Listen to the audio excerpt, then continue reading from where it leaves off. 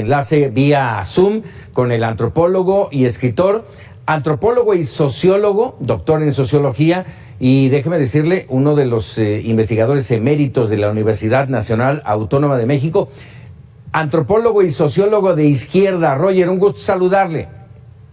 Un placer, Paco, un placer de estar contigo y con el público. Muchas gracias, Roger. A ver, acabas de presentar hace apenas unas semanas un libro que ha generado una enorme polémica. Se llama El regreso a la jaula, el fracaso de López Obrador. ¿De qué estamos hablando? Bueno, este es el fruto de una investigación que ha durado pues más de 2 años. Es un trabajo de carácter sociológico y político, pero que de todas maneras tiene una vena política, coyuntural, e intenta entender qué es lo que está sucediendo, qué clase de gobierno es el de López Obrador. Ha generado una gran discusión. El propio presidente se ha molestado y me ha acusado de conservador, como suele hacer con muchos de sus críticos. Pero se trata de un libro que está planteando, como dice su título, un regreso, el peligro de un regreso a una época ida, a la época del autoritarismo de los años 60 y 70. Así es. A ver, me llama mucho la atención, Roger, y por eso insistía yo en esta entrevista, que la crítica venga de la izquierda para lo que prácticamente se constituye como el primer gobierno de izquierda en México. Bueno, yo es exactamente a ese punto me centro, me dedico a tratar de comprender por qué el gobierno de López Obrador en realidad no es un gobierno de izquierda, sino que es un gobierno populista de derecha. Yo he caracterizado a López Obrador de esa manera desde hace mucho tiempo. Y desde el 2006, en realidad. Yo he seguido todas las peripecias de su trayectoria política y he llegado hace tiempo a la conclusión de que se trata de un dirigente político populista reaccionario. Y en el libro muestro las razones por qué. Platícanos un poco de esos rasgos, de esas razones para que tú califiques que es un líder populista de derecha. Bueno, es un líder populista, tiene todas las características típicas de un dirigente populista, ese apelar constantemente al pueblo, no a los ciudadanos, sino al pueblo, el considerarse el mismo el representante del pueblo, etcétera. Hay muchas características de este tipo. Ahora, es un populismo de derecha por varias razones. Primero, porque ha impulsado la militarización del país, la entrada del ejército en tareas de carácter civil. Ha canalizado arbitrariamente fondos a la población más pobre, pero saltándose las instituciones de seguridad social, los hospitales, el seguro social, etcétera. Es un gobierno de derecha que ha decidido no hacer una reforma fiscal, que es una de las marcas características de todo gobierno de izquierda, hacer una reforma fiscal progresiva.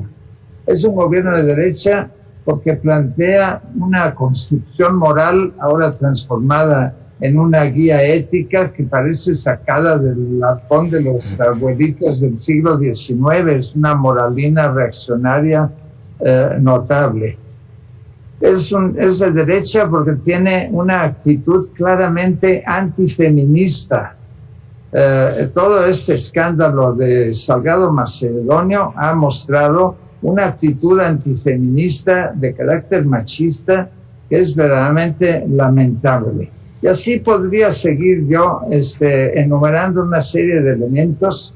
Yo no encuentro tampoco en la composición de su gabinete a personas de izquierda, dirigentes de izquierda. Yo creo que es un gobierno de carácter reaccionario con una orientación populista muy fuerte. Y una de las peculiaridades más claramente reaccionarias es el estilo autoritario que le está imprimiendo al gobierno.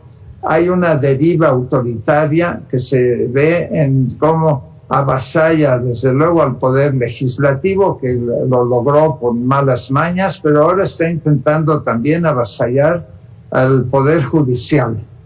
Hay un intento de retornar pues a ese autoritarismo típico de los años 60, 70, la época de Díaz Ordaz, la época de Echeverría, la época de López Portillo, una época en que predominaba un autoritarismo tremendo, una corrupción tremenda, una falta de libertad de expresión escandalosa, las cárceles llenas de presos políticos. Es un intento de regresión y eso lo considero yo sumamente peligroso. Y mi libro es un análisis detenido de esta peculiar situación. Oye, por todo esto que mencionas, ¿estaría fortaleciendo la idea del primor? ¿Estaría qué, perdón? Fortaleciendo la idea del primor. Bueno, algo así. Yo creo que efectivamente no hay ninguna 4T, ninguna cuarta transformación. Es una cuarta regresión, un intento de regresión. El intento es imposible porque no se puede regresar a la situación mexicana de hace 50 años. Pero sí, tiene características del PRI, pero del viejo PRI, el PRI de la época pre-neoliberal. Del PRI cuando estaba el presidente López Obrador. Sí, exactamente. Esa es la época en que él creció. En su imaginación, esa es una edad de oro, una época dorada a la que quiere regresar. Como decía, no se puede regresar, pero el intento mismo de regresar es tremendamente peligroso y dañino. No va a lograrlo, no se regresa, pero sí puede generar un fenómeno nuevo de autoritarismo desencadenado, muy peligroso. Y por eso creo que las próximas elecciones van a ser muy importantes, porque hay una cierta posibilidad de frenar esa deriva autoritaria. A ver, en el subtítulo del libro habla del fracaso. ¿Por qué el fracaso? ¿En qué identificas el fracaso? Estamos apenas en 1/3 de la administración.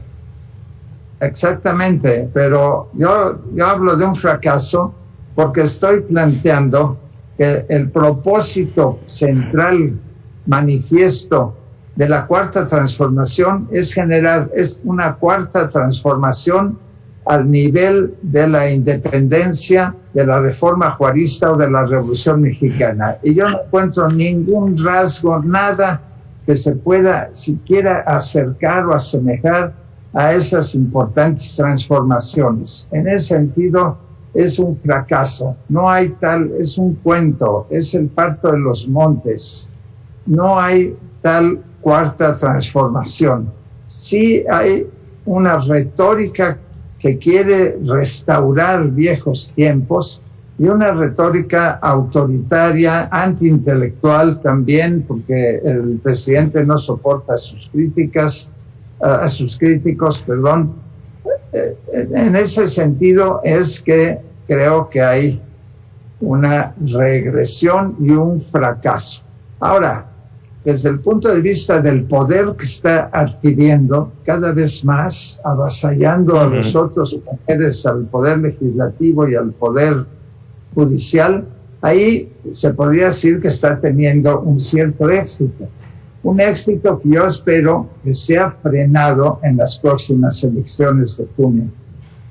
Por lo pronto, Roger Bartra, ya te ganaste, como bien mencionabas hace un momento, tu espacio en las mañaneras. Ya ha hablado de ti, ya ha criticado el presidente López Obrador, pero te han llovido críticas en general, desde señalar que eres el intelectual de izquierda favorito de la derecha, hasta decir que más que hacer un análisis, desahogas tu bilis en algo que parece un panfleto.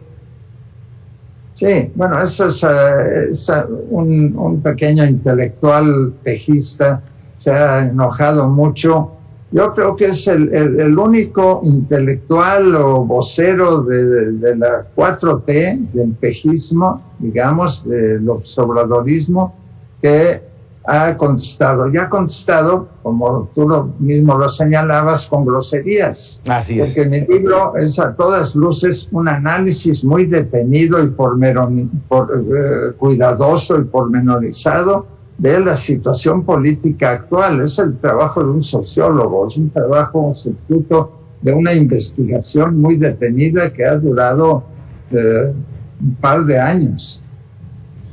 Déjame por último preguntarte, Roger Bartra, ¿por qué escribir El regreso a la jaula? ¿Qué buscas? ¿Qué pretendes? Bueno, esa es una metáfora, hago una alusión a un libro mío de hace más de 30 años. La jaula de la melancolía. La jaula de la melancolía, exactamente. Un estudio sobre la identidad nacional del mexicano, donde además de estudiar el problema del llamado carácter nacional del mexicano, hice un estudio sobre los mecanismos políticos culturales que legitimaban el nacionalismo revolucionario y el autoritarismo de aquella época.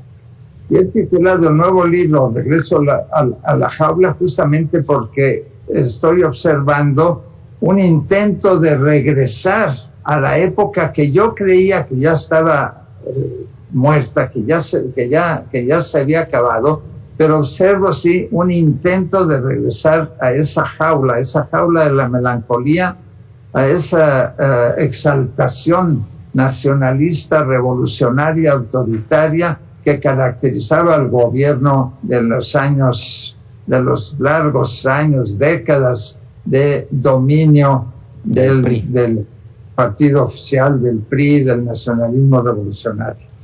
Roger Bartra, te agradezco enorme estos minutos para Mega Noticias TVC.